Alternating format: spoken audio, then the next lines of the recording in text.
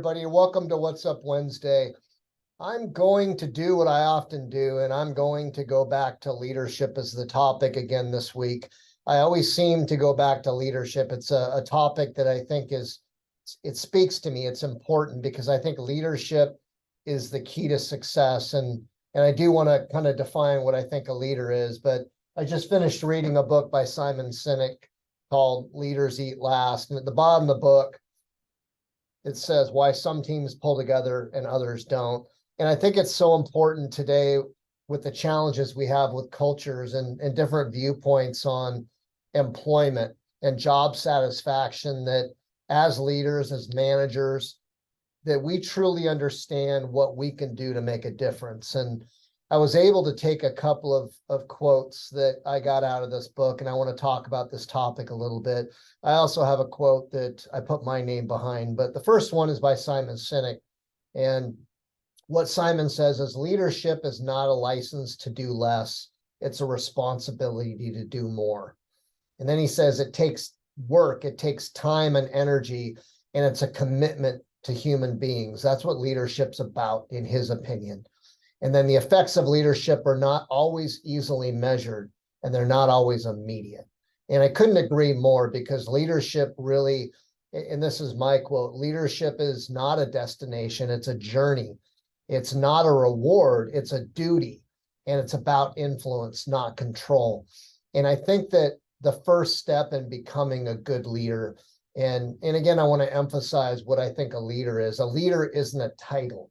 A leader is not, because I'm a company president, doesn't make me a leader. I'm a leader based on how I behave, on how I act. And I think all of us has the opportunity to be a leader.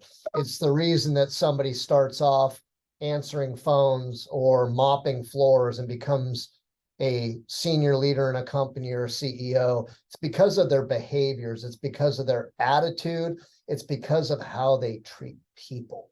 And I think that's what's so incredibly important.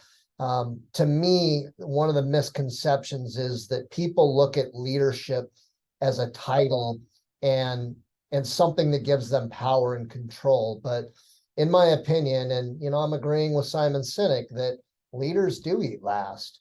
Leaders should get to the back of the line when we have a barbecue, a celebration, and we should eat last, because we are there to serve our constituents, to serve the people who work for us, and to be there to support them.